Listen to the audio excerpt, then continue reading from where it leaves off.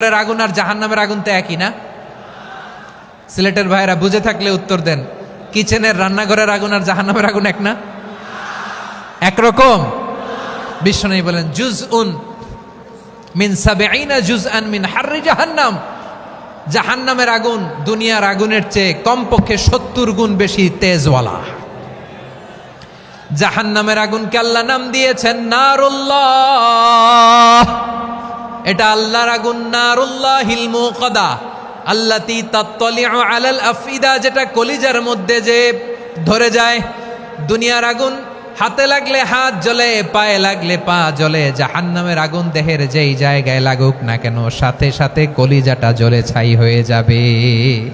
নারুল্লাহিল মুকাদা আল্লাতী তাত্তালিউ আলাল আফইদা।